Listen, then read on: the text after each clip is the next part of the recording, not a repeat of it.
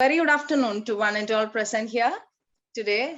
Thank you for joining us for today and welcome to the third day of 1 week international faculty development program on fostering digital core competencies in academic landscape under UGC Paramus scheme in association with Kerala State Higher Education Council.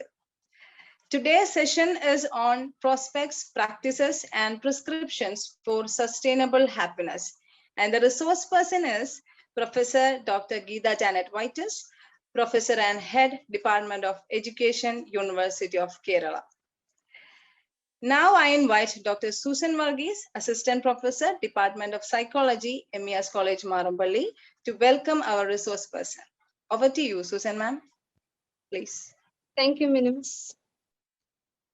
A very good afternoon to one and all. Myself, I am Susan from the Department of Psychology. On behalf of MES Fraternity, I welcome each one of you to the International Faculty Development Program, fostering digital core competency in academic landscape under UGC Paramus scheme in association with KSHEC. We are into the third session on prospects, practices, and prescriptions for sustainable happiness. We did have two fruitful and inspiring sessions last 2 days.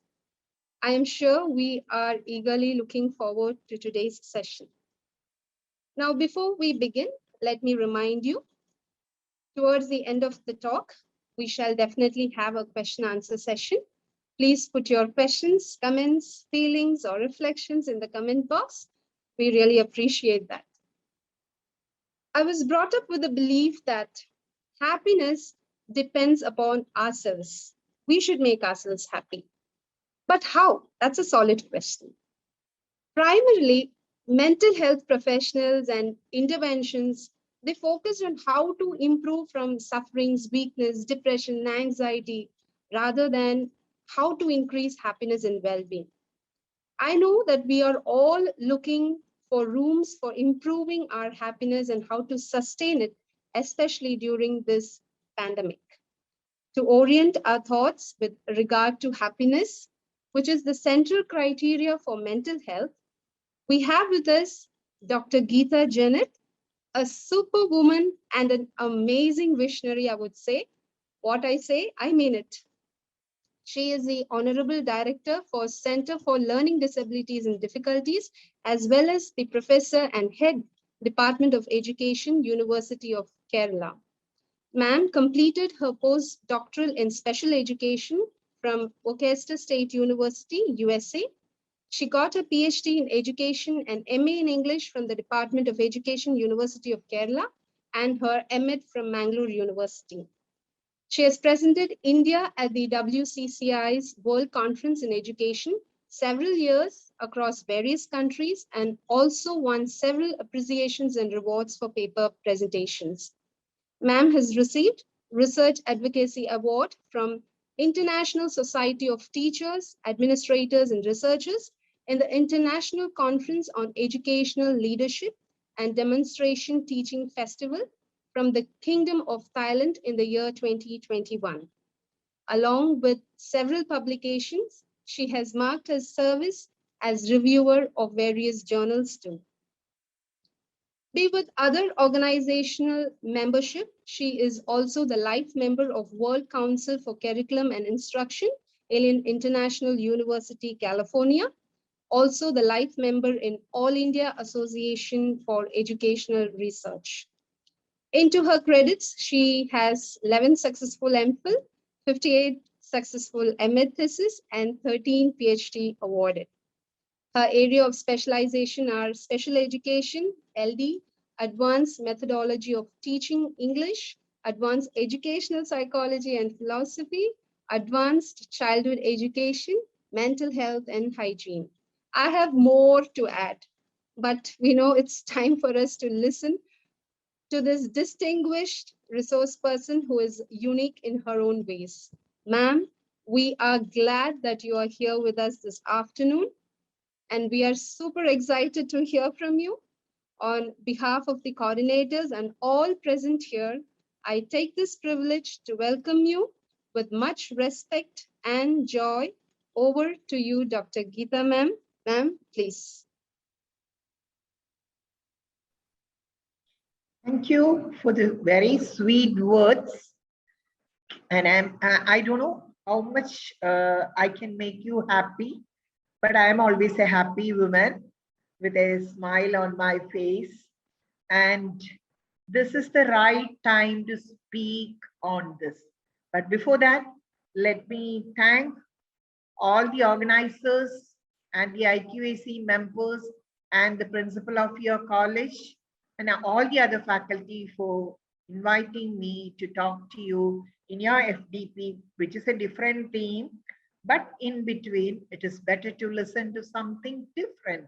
And I know this will also add to the fostering, because it is not about digital core competencies in academic landscape, but it is about how to be happy in when you achieve that digital core competencies, the stress and strain, how we can relieve that.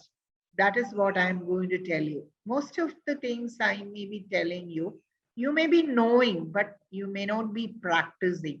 Because, after the COVID pandemic started, lots of students and their parents call me often because I have this Center for Learning Disabilities, and all these children are at home, and there are lots of complaints from the parents that it is very stressful situation at home, keeping them throughout the home. Now there is little freedom. Everybody has started moving out and all, even though the situation is still worse. Everybody has started moving out and they are getting COVID also. So they are all under a lot of stress. And I see my grandchild who has just become 4 years. How he shouts in order to get out of the house. So he also wants a little freedom to play outside always. And this is all restricted for everybody. But now people have started moving. I don't know what will be the result, but everybody is under stress. So this is going to be a solution, this sustaining the happiness we are having. And we can also look at some of the problems, and I can also give you some of the prescriptions. Prescriptions mean I'm not a doctor to prescribe this, but it is something like we can practice in our everyday life to sustain the happiness which is within us. As you said earlier, Susan, as you said earlier, it is within us. If only we have that, we can give it to others. So even though we have lots of problems, often we find it very difficult to show it on our face or give it to others. But in the teaching profession, this is very essential. Everybody has to learn to laugh or show a beaming face to the student community or the students who are sitting in front of us. They don't want us to see with a grim face or a grave face. They want to see us with a laughing face. And we all think that laughter is as a result of the happiness which we are having within. So let us just move on. Yes. As I said, the topic is prospects, practices, and prescriptions for sustainable happiness. So what are the prospects of happiness, and what are the practices we have to have, and some of the things which we are not practicing that I am giving you as prescriptions. Just move on. Move on. Yeah. So I'm just starting with a quote from Aristotle, because he has brought in a lot of theoretical perspectives to the term happiness. And happiness is the meaning and purpose of life, the whole aim and end of human existence. So looking at Aristotle's definition, what I have to tell you is that everybody is in the pursuit of happiness. And there are lots of theories on how this happiness will come. Happiness will stem out from the way we do things. So when we want to define happiness, what we have to say is something like we are looking at the subjective well-being of each person. So when the sustainable happiness thing came, lots of research started happening in the world in this regard. And as you know, recently, for the last 5 or 6 years, we are talking about happiness index also. As you know, happiness index shows a kind of measure of the happiness every country is having. So happiness index of every country is recorded, and happiness is a difficult thing to measure. But one initiative at the United Nations has been trying to figure it out, how we can measure happiness. So every year, the UN Sustainable Development Solutions Network publishes the World Happiness Report, and a study that examines the connections between happiness and development, all while encouraging policymakers to place more of an emphasis on the former. So when you just look at some of the rating scales which they have used, like around 1,000 people in each UN member state rate their quality of life on a scale of 0 to 10. And while researchers cull data from 6 areas, that is, they look at the GDP per capita, life expectancy, social support, trust and corruption, perceived freedom to make life decisions, and generosity. And looking at all these things, they have brought in the World Happiness Report in the year 2021. It was released recently in March, because we celebrate the World Happiness Day on that day in March. I think it is the date is 21, and it was released. And in that, they said the list is very interesting, even though it was the COVID pandemic situation. And this list just tells us the name of the countries which line in top positions in with regard to the sustainable or the happiness index. And of course, Finland, where everybody tell they are good for their education system also. They're very good for their education, which is a state funded thing. And in the successive 4th year, they stand highest in happiness index. And when they consider some of the factors which is in practice in Finland, they have widespread reverence for teachers who are required to have a master's degree, and a pedagogical system that focuses less on quantitative testing but more on experiential learning and equal opportunity. So happiness is also a thing we can learn from our experiences, and also by looking into the society and even seeing happiness in the smallest things available in the world. So Finland comes first, then comes Denmark, and we have a list like earlier. Denmark was in the top position for some time because in Denmark they provide a lot of things to the happiness research, and they even have a happiness research institute. They have enough reason to come at the top level, and that Denmark's happiness to a number of different categories, including trust in the government, economic security, freedom, civil participation, and work-life balance. Even though I am telling a little bit of this thing, I'll be going to some trivial things to show you how we can make ourselves happy. So then comes Switzerland, then comes Iceland, then Netherlands, and of course we have New Zealand in the list, and Iceland in the list, Norway in the list, Sweden in the list, and Luxembourg, and as the 10th country, Austria. These are all very beautiful countries, and I had the fortune to visit 2 of these countries, New Zealand and Austria. And I've seen how people move around and how beautiful they have kept their country. And earlier I thought Singapore was the best when I visited that place, but you know, people everywhere where they obey the rules and where they doesn't show much grudge to others, there is happiness, because they are self-respecting people and they orient at productive life. When there is a productive life, everybody can be happy. But money is not the only source which tells you about being happy. But of course, we need money, but it is something more than that. So let us go and see what are the rest of the things we need to look at happiness. So please move to the next slide. So in this presentation, I'm giving you the outline as introduction. I told you I'm going to tell you about prospects of happier people, happiness and sustainable happiness, and I'm going to tell you 3 stories. In the first phase, I'll tell you 2 stories, and towards the back end, I'll tell you one more story.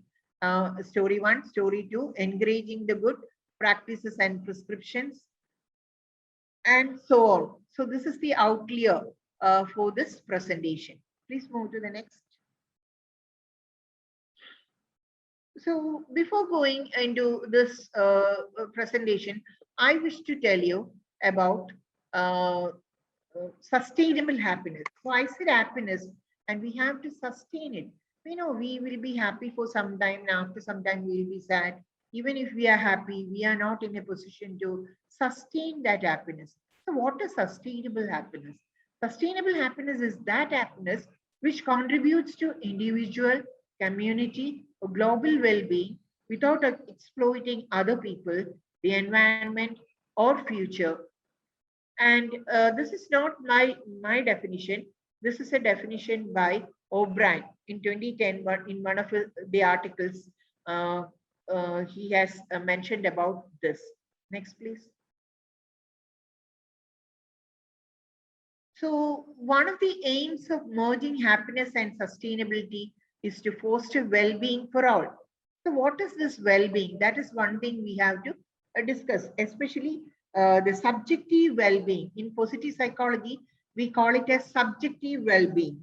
And one of the scholars who have studied a lot in this, or a positive psychologist who have written a lot on this, the name is Lyubomirsky, and he has contributed a lot in this research from starting from 2006, and still it is continuing. And he says subjective well-being represents people's beliefs and feelings about whether they are leading a rewarding and desirable life.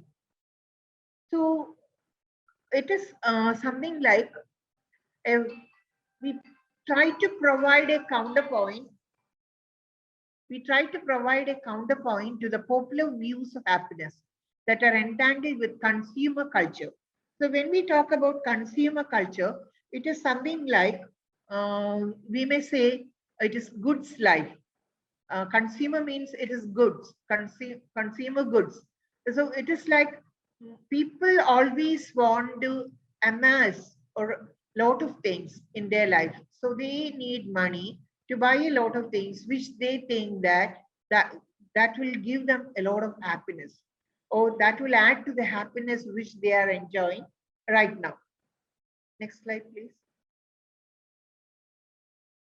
So who are these happier people? And what is happiness? What is it? How do we measure it? What are its components? So when we want to define happiness, it is something like, it is a person's cognitive and effective evaluation of his or her life as a whole. That is a psychological definition. So we also can evaluate our emotional reactions to life events, and also cognitive judgments, and also about satisfaction and fulfillment, and especially in important life domains such as marriage and work. So we are focusing right now on the work, but of course, when we reach home, we have to look at our marriage part also. So there is a dichotomy in this view of happiness, and the roots of this dichotomous view of happiness, it can be traced to discourse that philosophers and religious scholars have engaged in throughout the ages, as they have long pondered the nature and also the causes and methods of fostering human happiness. So the idea of happiness as personal fulfillment, We call it from the Greek tradition, the Greek philosophy of Aristotle.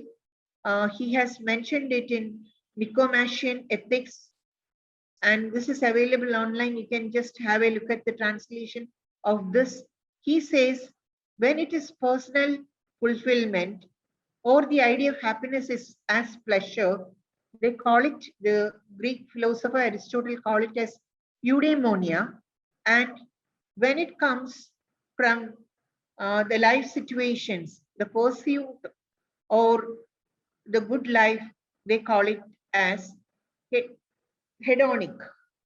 And so between this eudaimonia and hedonia, both of these are rooted in the classic Greek philosophy of Aristotle. And Aristotle eschewed the idea that seeking of pleasure, that is hedonism. Man is always seeking pleasure.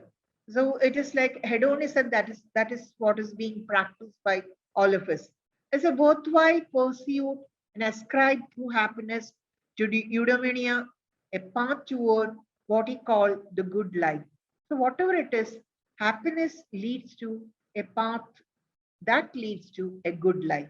So we have to walk the path of good life if we want to achieve happiness.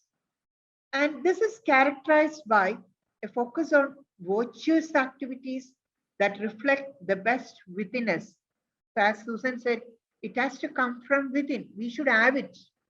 So when you have it, it is not coming naturally. Some of the happiness is coming naturally, but most of the happiness which we need to live in this world, we have to cultivate it.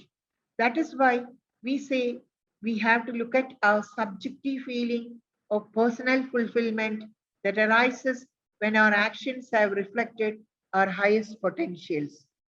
So whatever we do, we should take it in the fullest sense, or do it in the fullest sense.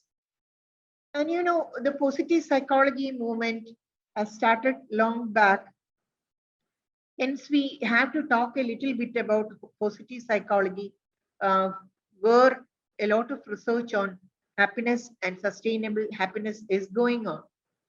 Its historical root is in the human potential movement of Carl Rogers and Maslow. Many of you know these people, Carl Rogers and Abraham Maslow.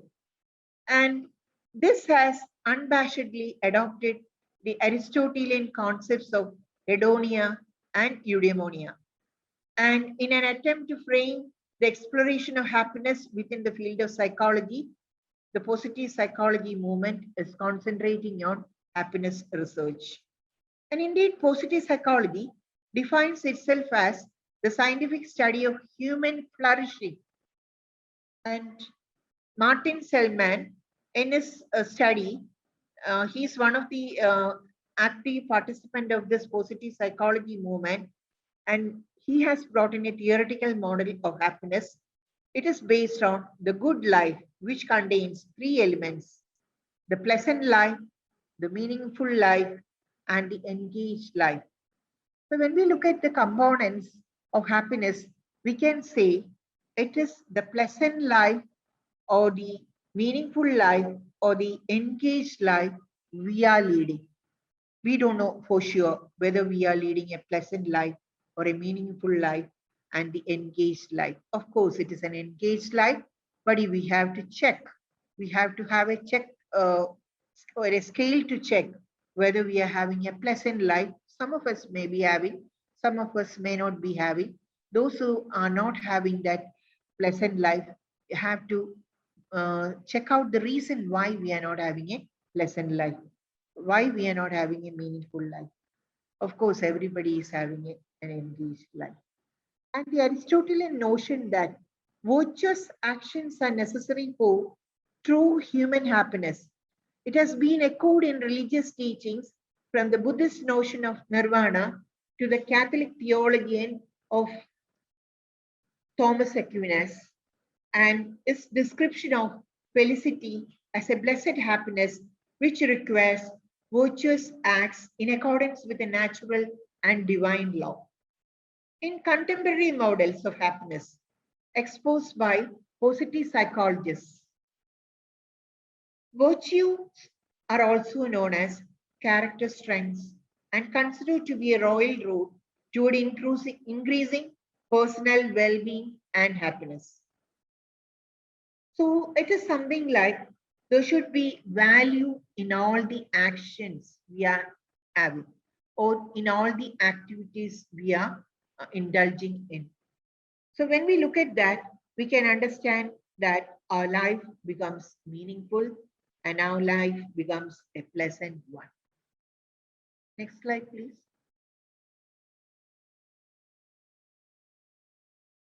So of course, you all know happiness can be thought of as an emotional state that reflects a high level of mental and or emotional well-being.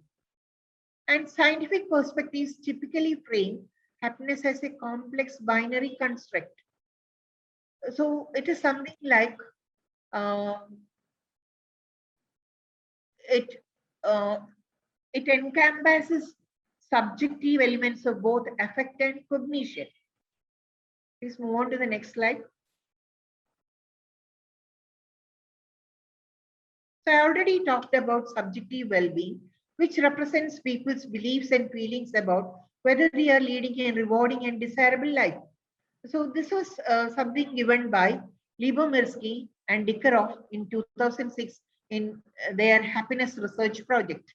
So the view of happiness can be traced back to discourse that philosophers and religious scholars have always engaged in.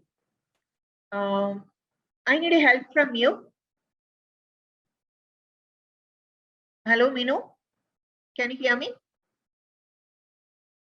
Minu? Yes, ma'am. Yes, ma'am. Yeah, the thing is, the slides are coming in a very big thing. So I'm not able to see the last part of the slide. Can I? I think I better take mine and do it. Okay. Okay, ma'am. I will check, ma'am. Yeah.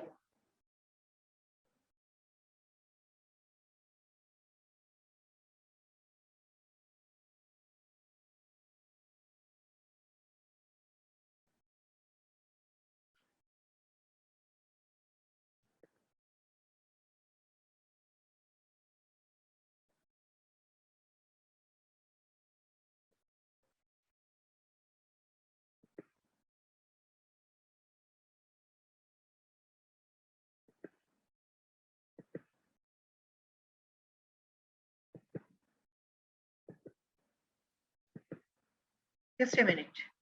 So I think I move on to my first story. So one of the things which makes me happy, as I told you, is indulging in some of the intentional activities. And this is something like finding beauty and happiness in the little things which come across us. Sometimes it is like looking at sometimes it is like looking at the nature a morning when you wake up and when you open the windows or the doors and see the nature in front of you. Some of us are very fortunate to see the beautiful nature because we are living in a place where everything is beautiful. So please go back to the last slide. Yeah, that's it. You can keep that. So we can find beauty and happiness in the little things in the nature.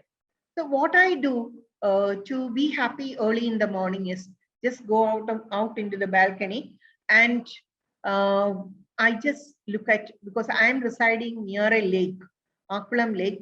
It is not a very beautiful lake, but the view from my balcony is very beautiful because I am looking at from a distance and it is very beautiful.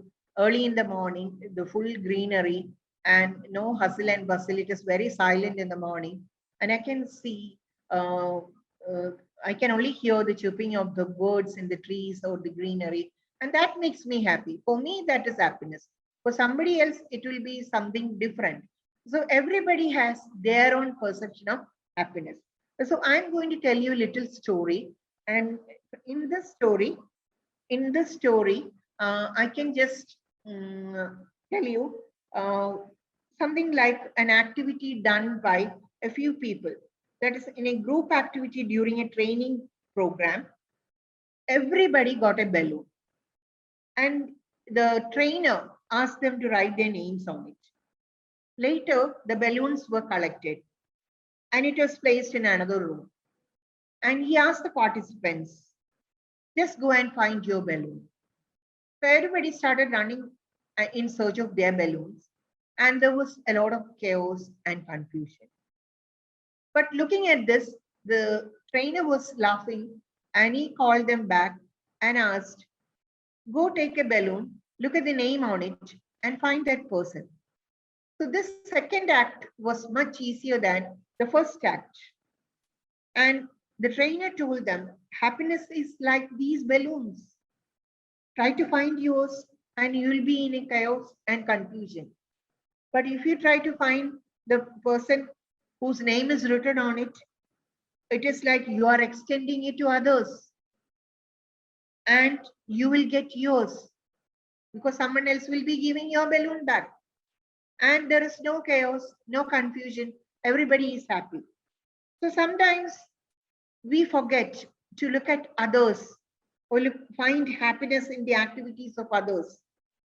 So one definition of happiness, it goes like this: the ability to live life on your own terms. But sometimes we define our happiness based on what others do. So mostly it will be better if we can define our happiness based on what others do. But of course, we should be able to realize the happiness in the activities of others also. Then we can catch up with a lot of other things and certain values in life, and we can cultivate our own core values, which will help us to be happy always. Next slide, please.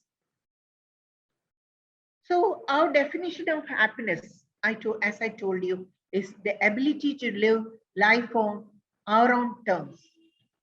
I'm moving on to the next story. This is a different story. This is from Greek mythology itself. Aristippus, he's a Greek philosopher. He was in a very comfortable position in the kingdom because he used to flatter the king often, and the king used to give him a lot of presents, and he had a lot of money or the wealth. He has amassed a lot of wealth. And Aristippus once saw Diogenes. You people might have heard about this philosopher Diogenes. He was a poor man. He was also a Greek philosopher, but well-known person. And he was eating his lunch. That was on a meager lunch of lentils. And Aristippus was teasing this man because you don't know how to flatter people and you don't know how to gain money. That is why your life is on lentils. But Diogenes, the Greek philosopher, was a wiser man. He told, learn to live on lentils, and you will never have to flatter anyone to gain money or prosperity or happiness. So it is better to live on what we are having instead of going and cooking up stories or flatter anybody in order to gain wealth or positions. So this is a simple story. But this story reminds us of some of the activities done by some of the people in our living environment or in our job environment. There are always some people who gain things in that manner. But if we ask a question to ourselves, are they happy? I won't say they are happy. They're not happy. That is why they have to do these tricks to amass wealth. But those who are like Diogenes, they're always satisfied. They have the gratification and they are always happy. The next slide, please. So you all have heard about Abraham Maslow. He says the only happy people I know are the ones who are working well at something they consider important. So it is like we have to work on something we consider very important. So whatever we do is important for us. So when we see the things we do as important, we do it in a better manner. And I have added one more quote over there. Happy people build their inner world. Unhappy people blame their outer world. So when we are heading in an office, I always hear a lot of complaint from a lot of people over here. So instead of complaining, it will be better trying to adjust with the environment in which we are working. So we have to build an inner world. Instead of blaming the outer world, just accept the things that are coming to us as they are.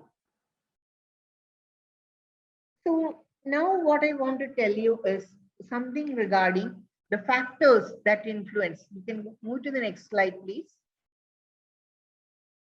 The factors that influence your happiness. So research always tells us 50% of our happiness comes from the genes we are having. And 40% of the happiness comes from the intentional activities we are doing. And 10% from the environment. But I don't know whether everybody will just listen to what I am telling. But studies, the research shows that the sum of the factors which influence our happiness comes from our genes. And we have to understand, we should have an understanding of the happiness considerably and deserve greater attention, and we have to emulate the qualities which we are having. Then only we can say, we can cultivate or adapt or set a point to have happiness. So there are a lot of paradoxes when we talk about the 50% gene category or the 50% genes that influence our happiness. And one of the paradox is Easterlin paradox. In positive psychology, we hear about Easterlin paradox. The fact that average self-reported happiness has not risen with average income. And the adaptation set point hypothesis says that each of us has settled dispositions to feel a certain way.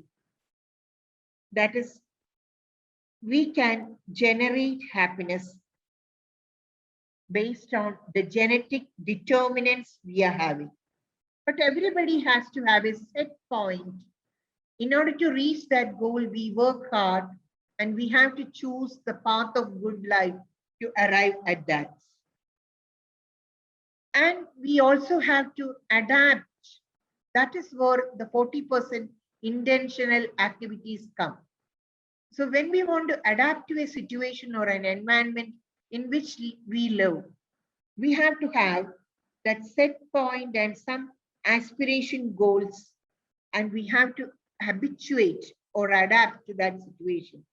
It is a learning. It doesn't come as such. It is an intentional activity. That is why we have to have it. One of the factor is 40% intentional activity.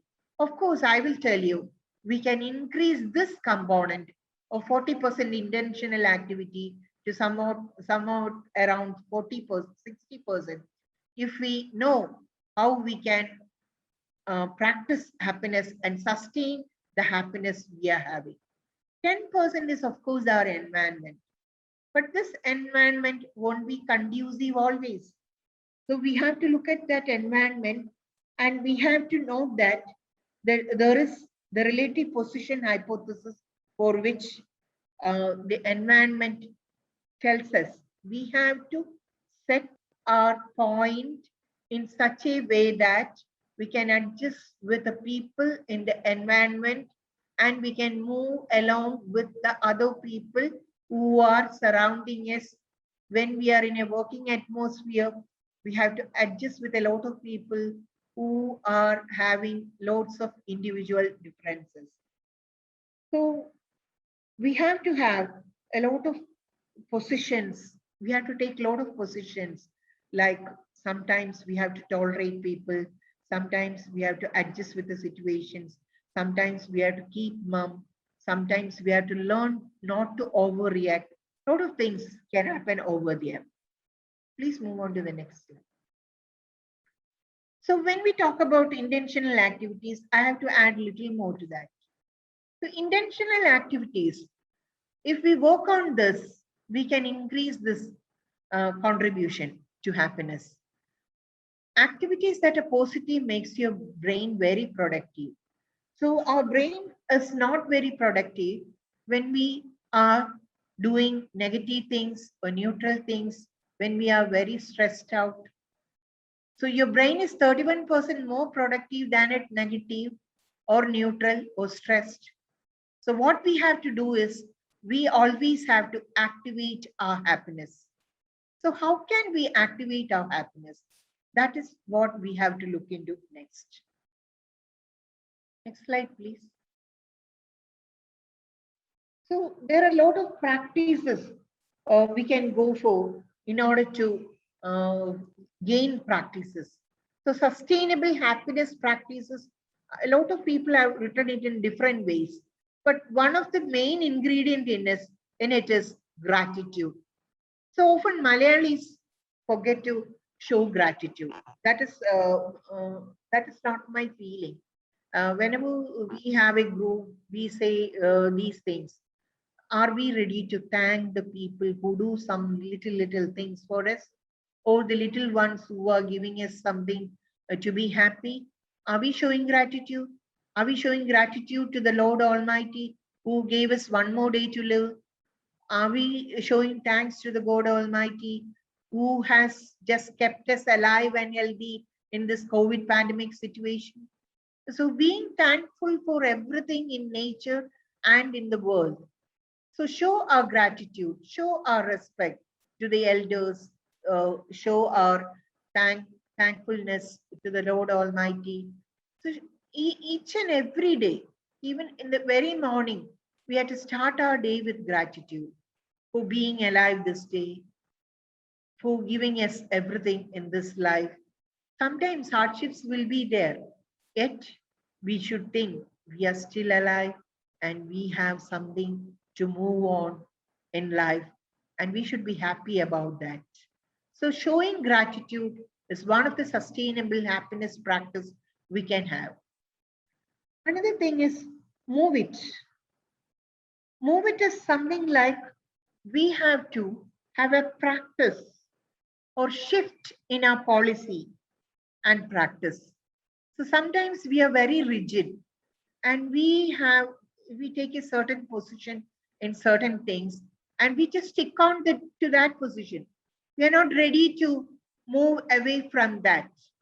Instead of sticking on to that position, what we can say is, just if you see the things you said today are wrong the next day, and you should be ready to change. So move it here means change or shift in policy and practice. And another one is relationship rule. Relationship rule tells us be in our position, respect others' position also. So consider the persons around us. So we should practice that relationship rule, who we are and who they are. We should know that. Another best thing and one of the beautiful thing recently meditation has taken up is be here now. We call it mindfulness. Be here now means being in the present moment. So live in the present moment. That mindfulness thing we should have. We have the mindfulness meditation also. So short meditation in between you can practice. That is like you can sit or stand, or even when you're walking, you can close your eyes for 1 minute and you can live in that present moment. And in your mind, you can thank God or thank the people who are around us. You can thank your husband, your children, or your partners, your colleague, your friends, because you are grateful to God Almighty that you got everything. So living in the present moment. And another great thing is forgiveness. So most of us stress ourselves out without forgiving those people who have hurt us. There are a lot of people who hurt us on an everyday basis. But sometimes we carry it along with us and that becomes a big burden.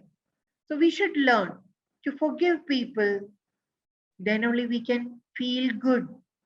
So it is very difficult to forgive people who have just done many bad things to us or who have tampered our names. who have just snatched what we had to get. There are a lot of people like that in the family, in the workstation, or in the society in which we live, our neighbor. There are a lot of people to whom we have to give pardon. So forgive. And when you forgive, you become very free and you can feel good. So you have to do good by forgiving others. So to feel good, do good is the next slogan and next sustainable practice. And when I say spread happiness, it is like whenever we are looking at a stranger or whenever we are walking on the road, sometimes people just smile at us. But we will never give back that smile to a stranger. But when we are in other countries, what we can see is that even when we walk through the road, the one who is coming across us, he will say hi or a hello. But that is not possible in our country. They just say, they just walk out without even bringing an expression on the face. But in our department, I always ask our students to greet whenever they say, especially in the morning when they see for the first time, have a smile on the face and spread their happiness and just greet each other. And also, I'm making them practice to say thank you. That is why I told Malayalis are very reluctant to say a thank you. But internationally, when you go outside, you can see people, even for small things, they say, sometimes it may be a routine thing they are doing. It doesn't matter. But that comes, I believe that that comes from their heart. So spread happiness wherever you go. Along with that, these 7 things I have written, we can have some of things like being flexible always. So that is why I told you in the move it that comes, being flexible, shifting policy. And another thing is just treating everyone with kindness and smile often. So this is also not happening these days. I don't know whether we will treat a stranger with kindness. But today morning, what I saw, I was in the traffic block and I was just passing through the General Hospital road. I saw a girl walking forward and turning back and seeing an old man sitting on the side of the road that is near to the wall of the General Hospital. She's opens her purse and giving him something. So I was there in the traffic light and I could see. And that man was just smiling at her. And she just walked off. I couldn't see her face because she was on the side. Of course, that girl walked past, then returned and gave some money to that poor man sitting over there. But of course, begging is not allowed in that area. But yet she felt that that man needs something. So that is why she walked back and gave it. So it is like showing kindness. So treat everyone with kindness.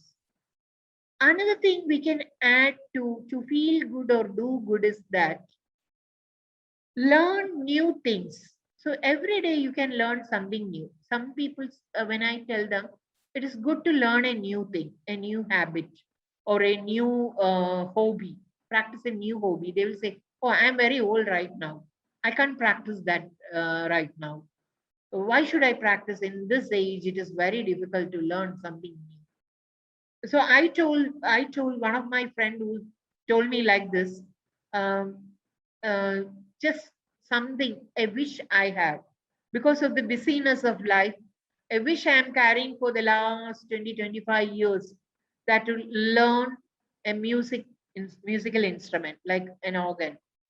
And I was telling her, you see, Sheila, I'm going to learn music. I'm going to learn how to play the organ after 60.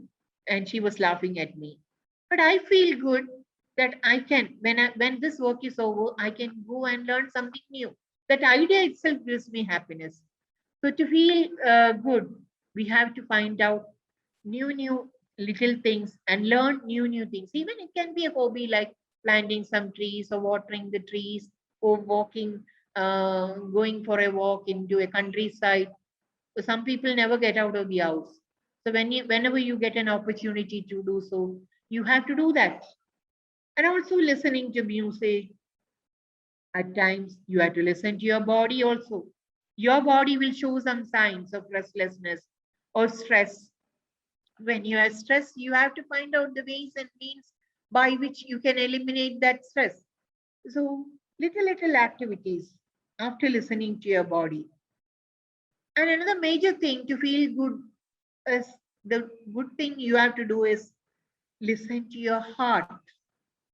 So, be present in mind and body and listen to the heart.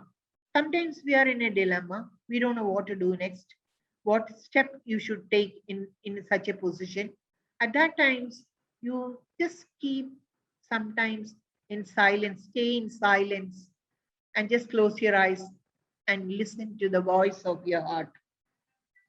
And then you can understand it is better to feel good and stay calm.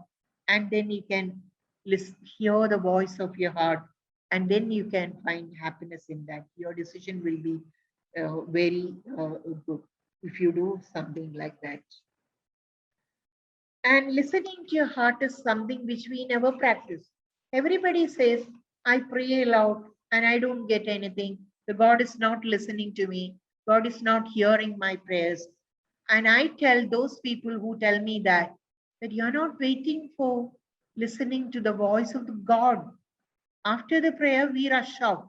But after the prayer also, we have to sit and stay calm for some time because God will be speaking to us. If we stay calm and listen only, we can hear that voice. Some people say it is God's voice. Some people say it is the voice of your heart. So whatever it is something which tells you in which direction you have to move on. So when you want to take crucial decisions in life, this may help you. So just looking at some of the sayings of the people or the researchers who are keen on spreading happiness, I just always read a sentence which I have written in my diary by Lao Tzu. I don't know who she is, whether it is a she or he also, I don't know. This quote I got when I was looking at happiness research articles. This goes something, it goes something like this. If you're depressed, you're living in the past. If you're anxious, you're living in the future. If you're at peace, you're living in the present. That is the mindfulness. Let your heart guide you. Stay open and alive. Do not close yourself off to others or yourself, even when the heart is hurting.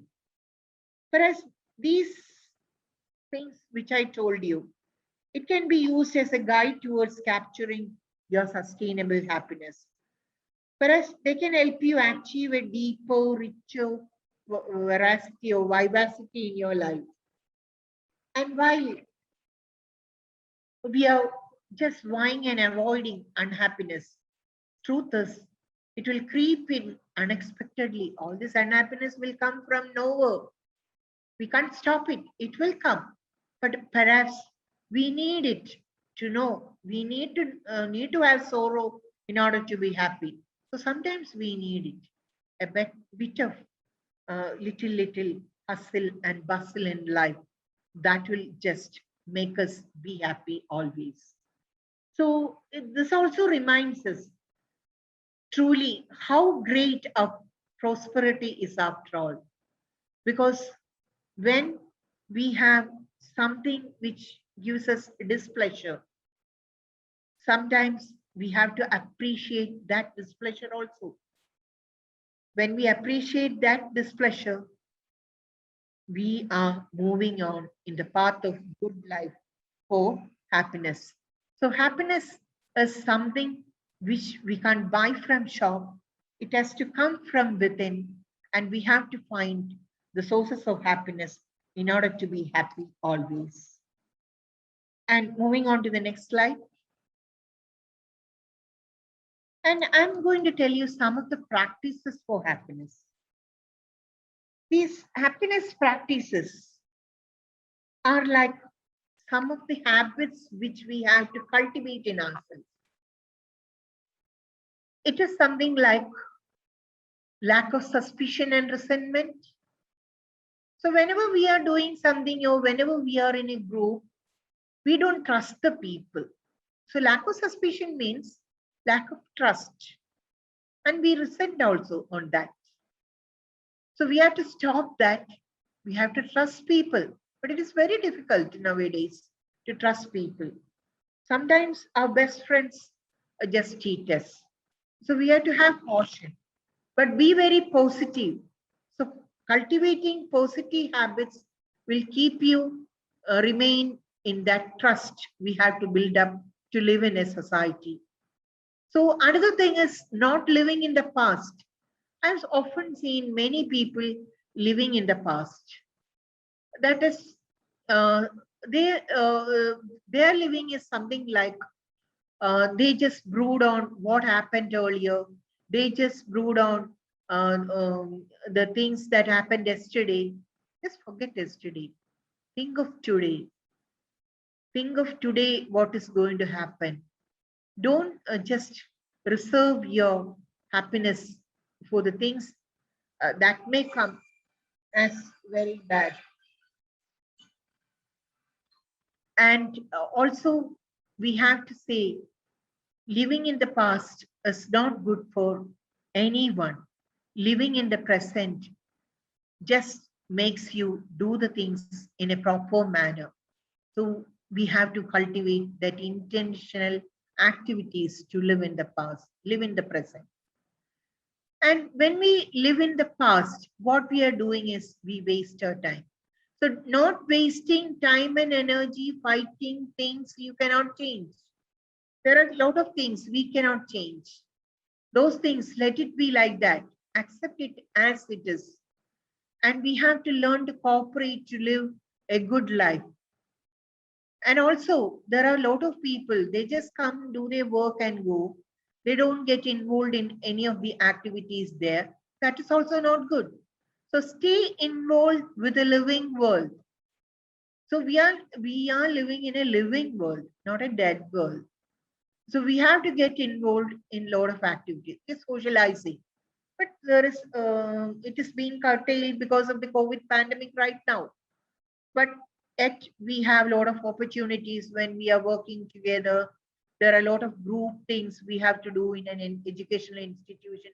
Like we are busy with an act work and we have to sit together in groups and do a lot of things to amass the data we need. And at times it is tedious work, but we enjoy the moments also because we are getting involved with the living world. Make it a habit that you can get involved with a living world. Next slide, please. So another practice is something like don't indulge in self-pity. When life hands you in a raw deal, sometimes we have to have sorrows. That just comes. But sometimes we have to move along with that. Don't pity yourself. Some people I have heard, recently one of my relatives, a young girl, she lost her husband. And then she just started staying inside the home, inside the room, not even seeing her children or her parents or her in-laws. She was in a self-pity.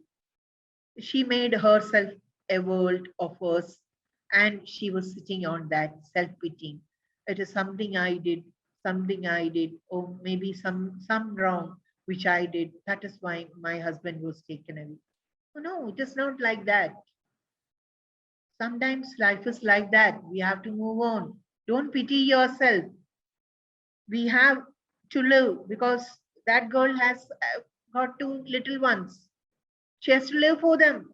She has to come out of that self-pitying and she has to live for them. So for everybody, it is like that. I had a lot of situations in my life, but I never self-pitied. I used to cry first and then come back and I'll just pray to God Almighty, give me the strength to overcome this, give me the strength. So it is like cultivating myself a good habit of being a strong woman. And that has made me a strong woman. the situations which I came across in my life.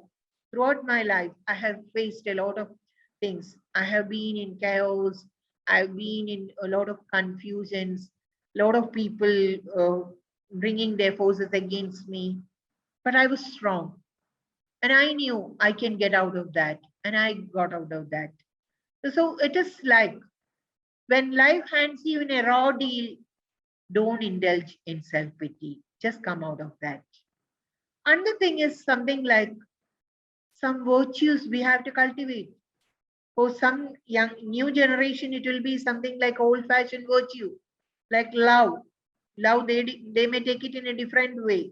This is something different. Love for your enemy also. At times, you have to love your enemy also. You are strong because of that enemy. I have felt it. You are strong because there is an enemy for you. And you have to show compassion to our parents, to the elders, to our near and dear ones, to our colleagues. Humor, loyalty. I wish to add accountability also. Sometimes I see people who are not accountable in their work. So whatever work we have to do, try to do that on that same day. And if not possible, only we leave it to the next day. So accountability also come in that. Another thing is don't expect too much from yourself. Some people just set a high point for them every day, high scale. Don't go. Do whatever you can on that day. We all are in the habit of just writing down things like things to do today. But when you write that, just see, write the things which you can do or finish that day. Leave the rest for the next day. But we don't know whether we will be alive next day. But of course, we have to move on in life. So don't expect too much from ourselves. Just be happy with what you are doing and do it in a pleasant way, in a meaningful way, and that will be very productive. And find something bigger than yourself to believe in. That is, you have to believe in yourself first, but there should be something bigger than yourself. Some people stick on to prayer. Some people stick on to yoga or meditation. And most of the people nowadays practice meditation. You may be remembering the movie House. Many of you might have seen it online.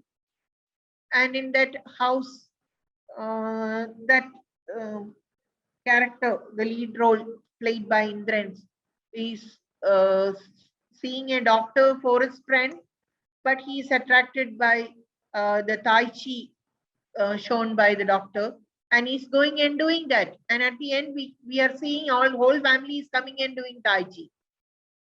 So Tai Chi is one of the things which is getting more practice in Kerala today.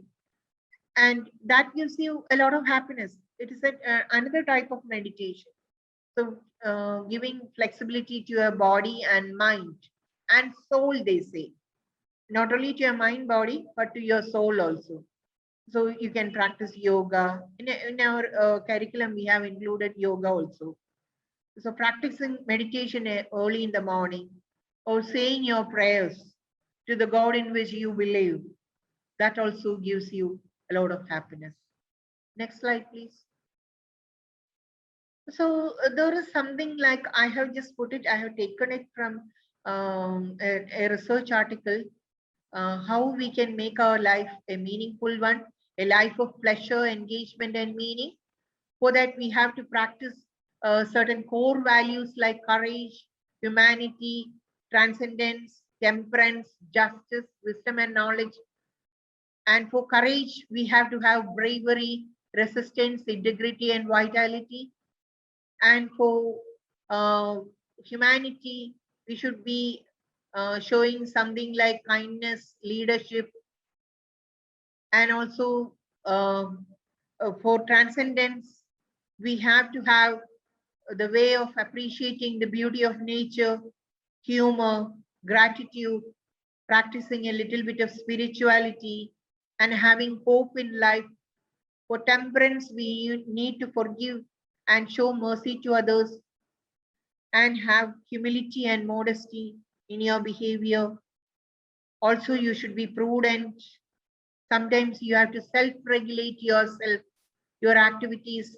Sometimes that won't be in a very decent manner, or it won't be in a disciplined manner. So you have to self-regulate, and you should be just, or should show justice. That is, in your citizenship, you are accountable as a citizen. You have to have certain things which you have to show to the society. You should be fair in your dealings. You should have leadership qualities. Here also, for justice also, you need spirituality. A person becomes just only when he knows what is truth and what is not the truth. So what is wrong and what is not wrong. So he has to know that. So that comes under spirituality. Of course, for everything to happen, we need the wisdom and knowledge. So we should have a different perspective. That is why I told you when I was telling you early in the morning, I have the habit of looking at the nature. I see it in a perspective where that perception gives me happiness, but someone else will be seeing in a different perception. So the perspectives has to be changed. And we should be curious to know more, to have new knowledge and love for learning and open-mindedness and creativity. So you have to be creative. Even in your teaching, you have to be very creative. Don't go on only in the lecture method. You have to adapt and adopt a lot of new things when you impart knowledge. So show your wisdom, gain more, improve your knowledge. When you improve your wisdom also, for that be creative and open-minded. And you should always practice that love of learning. Learn new things. Next slide, please. So when we talk about happiness prescriptions, there is a label for a wide range of research programs that aim to uncover the correlates or causal determinants of happiness. Of course, as I said earlier, it is the life satisfaction or the subjective well-being. Next slide. So I'm giving some related behaviors. First one is value-related behaviors. I told you already, showing kindness. That is, first, value-related behavior is something like helping others resulting from self-transcendence. That is what I saw in that girl who was helping the old man sitting near that wall. These are likely to generate positive events along with positive emotions. It is like that girl was showing empathy to that man. So experiencing empathetic joy and also cognition, some learning. And often we have to say, I am a good person. Only by saying you never become a good person. You have to be a good person to be a good person. I live in a world where people help each other. So you have to take help and give help. So then you become a good person. Second one is successful value-related actions which lead to an intrinsically rewarding experience of goal attainment. So whatever be our actions, whatever be our intentional activities which we have to increase in order to sustain our happiness. I told you it is 40%, but we can improve it to 60 or 70 as you like. So that should be value-related actions. That gives us happiness intrinsically. It rewards us. It gives us a feeling of joy. And that is just helping you to attain that goal of happiness. Our goal is to have happiness in life. So everybody is living in this world and everybody wishes to be happy. Everybody wants their family to be happy. But think, see other people's minds also. Make others also happy. By our little actions, we can make others happy. The third one is value a particular goal, which indicates that the goal was personally meaningful regardless of whether the action was good or bad from the observer's perspectives. So we have, when you value a particular goal, it should be meaningful. As I told you, we should lead a meaningful life. And this phenomenon has been termed as walking the talk, that is, performing actions consistent with one's claims. So I remember in English literature, when I was a PG student, we used to read some of the essays. Francis Bacon was an author, and we had some essays by him. And in one of his essays, he says, "What is truth?" said Justin Pilate, and didn't wait for an answer. So it is something like he's asking a question on what is truth, but he's not waiting for answer. Some people are like this. They just talk and talk and talk. They never walk the talk. So they perform orally. With their mouth, they say blah, blah, blah, blah, but their actions are different. So they claim one thing. Sometimes they will just show a smiley in their WhatsApp and all, but when we see, they will be friends with us in Facebook also, but when we see them actually, they will walk like strangers. Sometimes I got embarrassed many times because some of them are my Facebook friends. When I see them in person, they never show a smile. Some of their pictures are smiling pictures, but when we see them in person, no smile, no hi, but they are our Facebook friends. It's better to delete them. So it is like that. So we have to be consistent with our claims. So walking the talk. So perform the actions we are talking about. And consequently, the value enactment might be linked to the well-being more than value-related beliefs. We have a lot of value-related beliefs. We will say, we have to do this, we have to do that, but enactment is not there. So when we link it together, we can see there is that subjective well-being. So in order to have our well-being, our mental health, we have to practice some of this. And I also wish to say openness to change beliefs and behaviors might also produce different outcomes for well-being. And also, for instance, individuals who consider themselves hedonists. I earlier told you about hedonist and eudaimonic people.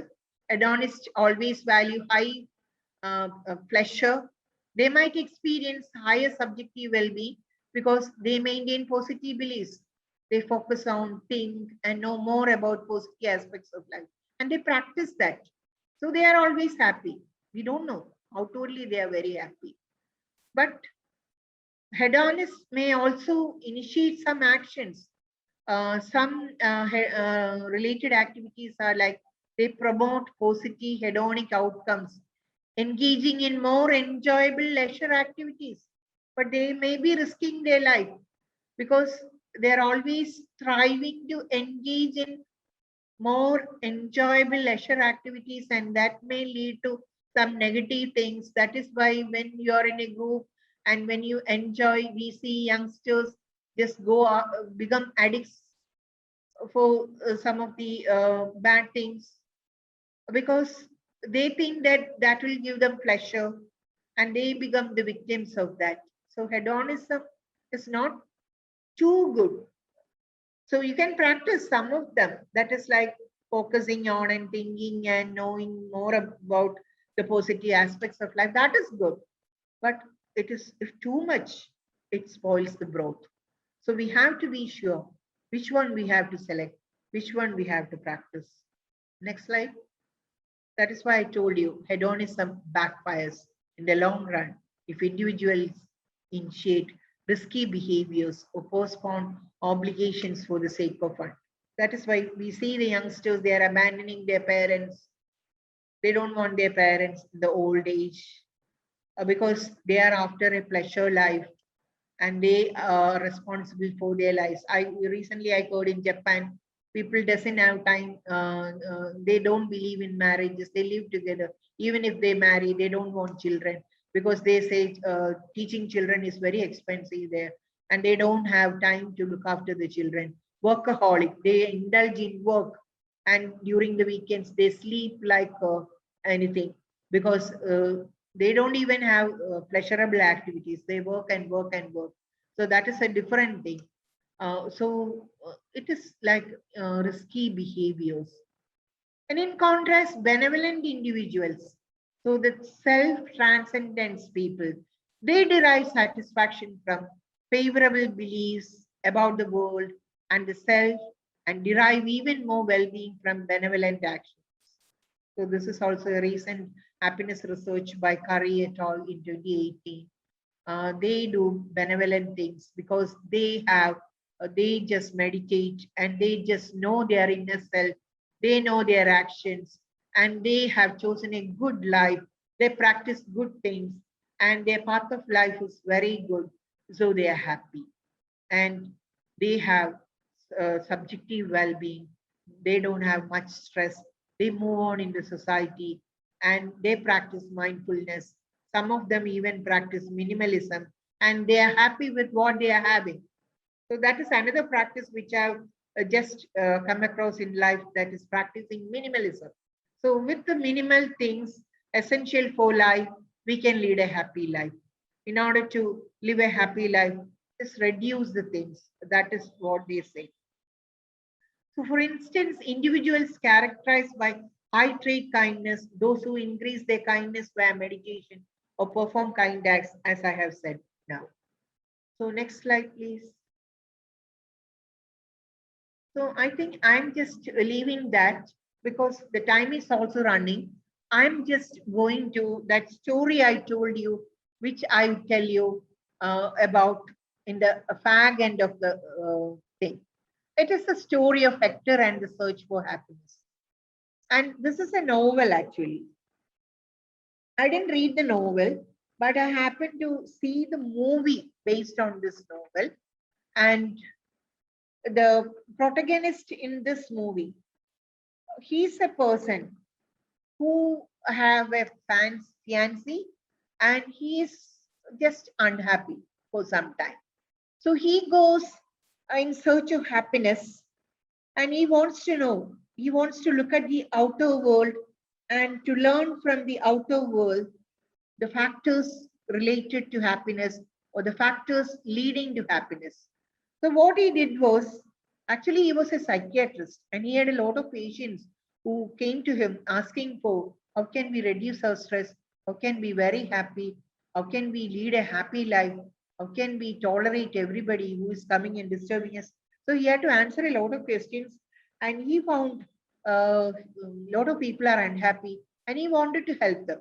Then he thought, why can't I go for a travel? I just go and see how people live in different countries and how they are practicing their happiness. So, in search of happiness, he started a journey.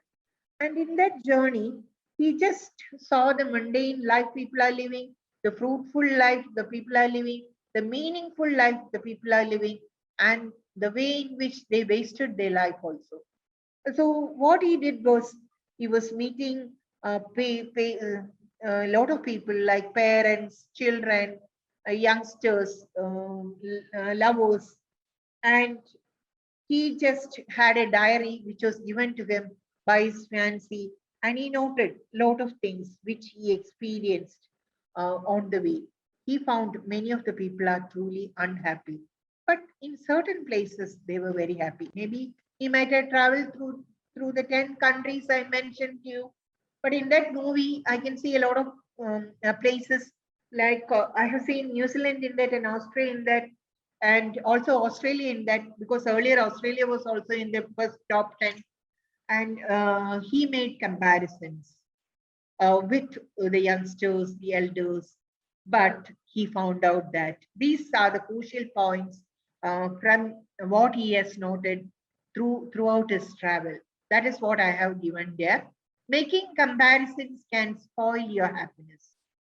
So we are always in the habit of making comparison. We compare ourselves with others.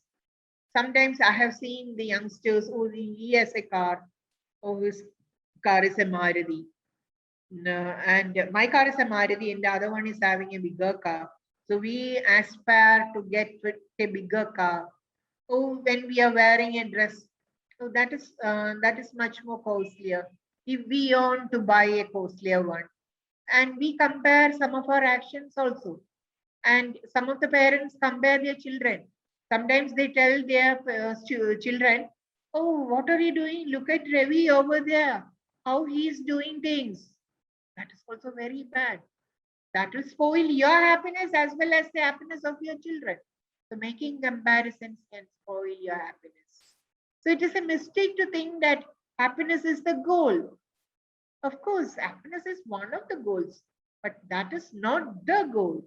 The goal is the good life, the good path of life. So happiness is answering your calling. That is the truth. It is why you are here in this world. What is the purpose of your life? But some may say only the sannyasis or the ascetics, they need to think of that. As human beings, we the Almaya, we say in the Catholic community, the lay people, Almaya, we call it in Malayalam. The lay people, they're not ascetics, so we are not priests. We needn't think of that. Why should we say in terms of answering your calling? But of course, everybody has a calling. When we are born in this world, we are born with a calling. And avoiding unhappiness, no, happiness is feeling useful to others. So every day, on an everyday basis, we have to ask ourselves, am I useful to somebody? Did I do something good for someone today? Did I at least do something good for myself? Am I happy today? So happiness is a feeling useful to others. Am I being useful to others? Don't allow others to use you, but do something good for them.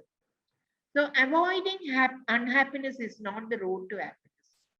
So listening is loving. And I didn't explain that point.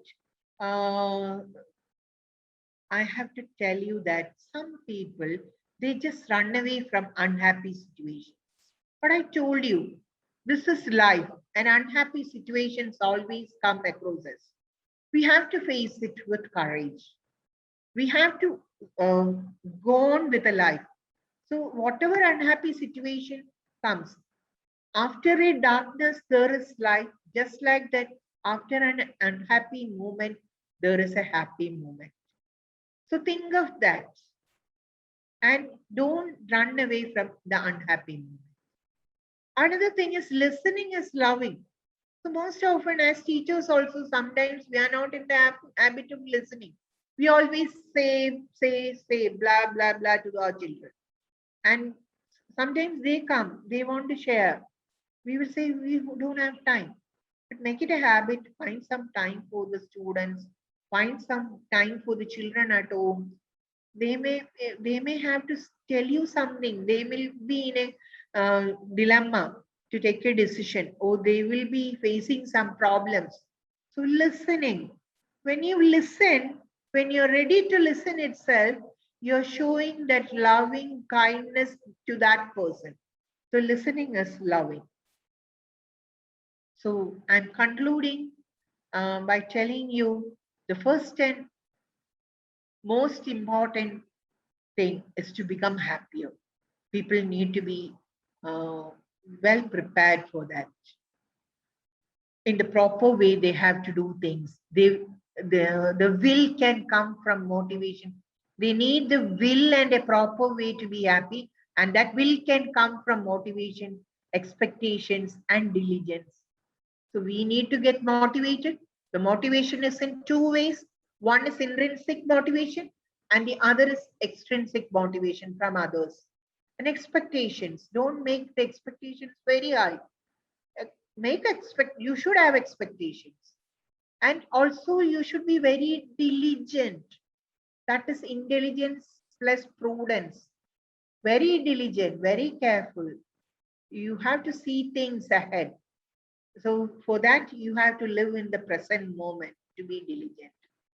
And the proper way comes from performing the right activity and not merely a placebo. Like the doctors, some patients, they just say, doctor, if you take an injection, I'll be, earlier times it was like that, I'll be okay. Now they are scared of injections.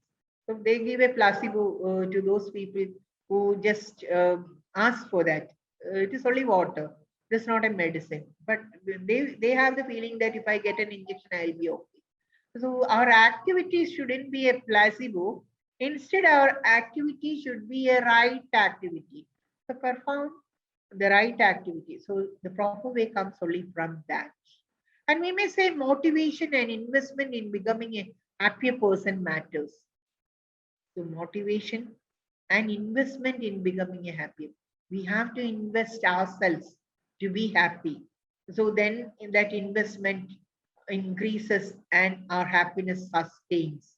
So that becomes sustainable happiness for us. That is expressing gratitude and optimism, being thankful to everybody, being positive. This did not generally increase well-being unless a person was truly cognizant of the exercises, purpose, and motivated to improve his or her happiness. So we have to continuously go on doing the activities which will lead to happiness. The prescriptions I have given you, be optimistic, do positive things, show gratitude. Second is effortful pursuit of happiness activities, which are important for improving and maintaining well-being.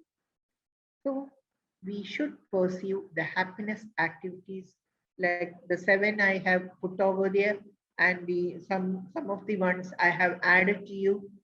All these will help you to improve your well-being. It is you have to decide what you have to do in order to attain happiness. So the English words happy and happiness, next slide, do not have exact counterparts in every language. And they express sets of cultural expectations and ideas that are not universal. So every culture has different set of things. When we say it in English, happy, and when we show a face and or an emoticon, that is not happiness. So happy and happiness, they don't have counterparts in every language. So happiness seems to be multidimensional and plural in constitution, having complex biological underpinnings. We discussed a little bit about that over here, and I don't know how much it benefited because I was also rushing through certain things. Some of the things from the Greek philosophy, those who love the positive psychology, they can just read a lot from this one of the site I have given you in the resources over there, www.psychologytoday.com /US/basics/happiness, and you can you should read a lot on this.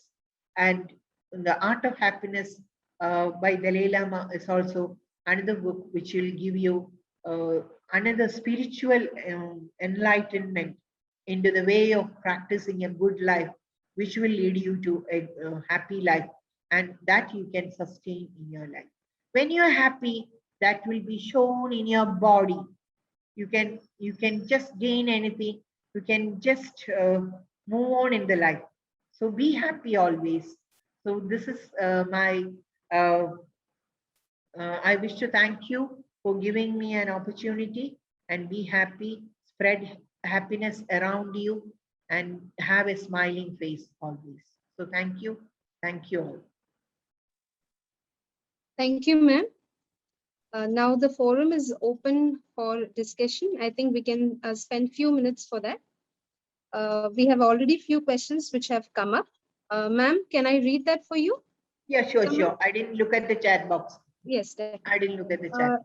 We have a question from Mr. Suroj. It's like giving respect to all without considering status, helping elders, and live with younger children are the way to gain happiness. Isn't it, ma'am? That is a question. Can you repeat once again? I didn't hear part of that. Giving respect to all. Yes. Without considering status, helping elders, and living with younger children are the ways to gain happiness. Isn't Of it, course, ma'am? I will agree to that, because sometimes children are ignored at home, especially by their parents. Busy parents ignore their children and they are with the grandparents. And children, when they grow, become youngsters, they forget to respect the elder ones. Today's children always forget to respect the elders. And that is why recent trend and recent chaos and confusion in the WhatsApps and groups and forums, like, should we call the teachers by name? In Indian culture, is it good? When I was in US, I used to call my professor by name. But since I was an Indian, I told him, I wish to call you as Professor Clay. He was Clay Starling. So I used to call him Professor Clay. And he liked it. Since I was an Indian, I used to call him like that. But I have seen my American colleagues or the peer, they used to call him Clay. And he liked that also, because in their country, they can do that. In our country, our cultural background is different. So it is like we respect the elders, we respect even the children. That is why Emerson also said, child is the father of man. So it is, we have to respect everybody. Even the little one needs a little respect. That respect is out of love. Is that okay? Yes, ma'am. The second question is from Mr. JS. Sometimes the past memories help us to release tension, especially being to some places, some situations, etc. Isn't it right? Of course, if it is happy memories, sometimes sad memories also help us. So we can't avoid it. Our memories, we have to carry the memories, but don't put it as a burden on the shoulder. I always, last week I was just traveling through a place I have traveled some 15 years back, Pattanapuram. That is a little forest area. And I had very good memories. And I was telling the roads have changed, the places have changed. So traveling back to my old memories, I became very happy. Anyway, people have improved. Earlier we used to call that place Kattu Pattanapuram. They're like forest. So in Malayalam, we used to say Kattu Pattanapuram. But now when I say they have developed, it is after 15 years I'm going through that road, that place. So that made me happy. I remembered all the old things. Sometimes the sorrowful events also lead to happiness. That is why I told you, after dark there is light. After an unhappy event, there is a happy event. So you have to have memories. Okay, ma'am. One last question. Pondering much over happiness may also make us unhappy. Sure. Very true. That is why I told you, happiness is not the goal. Happiness is some of the activities we indulge in, and in order to make us more productive, more meaningful, and in a meaningful, engaging way. So don't ponder for more happiness. I told you that minimalism, be happy with what we are having. Aren't you happy? I am happy. I am having a job. When so many of my friends are sitting at home, even though they studied like me, they're not going for a job. They are a bit unhappy, but they love the way in which they are leading their life. And they love that, they are also happy, even though they are not going for a job. But I wanted a job, and when I got a job, I am very happy. But there are lots of stress and stressful situations here. Every day I face a stressful situation. That doesn't make me unhappy. I try to overcome that. So happiness, don't ponder for more happiness, ponder for happiness, not for more. You can ponder for happiness, but that will come to your way when you have good actions and good things in your heart. You look in your heart and see whether it is dark or red. I think the red heart, which is not black, will make you happy. You can see happiness even in the little things. The picture I showed you is that of a little flower in the nature.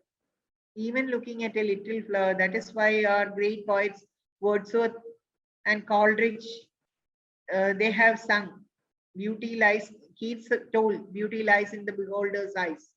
So like that, all these poets have sung about, nature poets all have sung about the beauty in the nature and see happiness in even the little things. So look around you and you can find happiness. Look around you, you can see sadness also. Then you will think how blessed you are in this world to be alive. Okay? Yes, ma'am. I would like to share a few comments which have come up for you, ma'am. The session was really valuable. Presentation was really organized. Very good session, inspiring, informative, educative, and very excellent sessions. These are the few comments which are for but you. I'm not happy with the first part. I'm not happy with the first part because so many people were here. Okay, yeah, I can understand. Okay, from what ma'am has said, I would like to conclude that for a person to make himself or herself happy, they will have to make the right choices, make the right changes, adjust and pursue more on meaningful personal goals. So let's always remember to count on the blessings which we get. I would like to extend my gratitude to our eminent speaker, Dr. Geeta. Thank you, ma'am, for highlighting on prospects, practices, and prescriptions for sustainable happiness. We are really grateful to you for motivating, making us knowledgeable on this relevant topic, which is very much relevant for the hour also. And my deep sense of appreciation and thanks to all the participants across the world who choose to be live with us and attended this webinar and made this successful and a fruitful session. Thank you one and all. Now over to the coordinator, Ms. Meenu. Ma'am, please. Thank you. Thank you, Susan ma'am, for leading today's session in a fantastic manner. Thank you. And thank you so much, Geeta ma'am, for such an informative session on this happiness. Thank you, all participants. Thank you. Dear participants, feedback link is posted in the chat window. And please submit the feedback before leaving. That is all for today. Tomorrow is our day 4. We have another interesting session on enabling faculty to create e-content for MOOCs platform by Mr. Manoj Kumar, Senior Content Editor, Kerala Infrastructure and Technology for Education, Trivandrum. Tomorrow's session will begin at sharp 3:30 p.m. We will meet you tomorrow at the same time, same platform. Bye. Thank you. Thank you so much, Geeta ma'am. Thank you, Susan ma'am.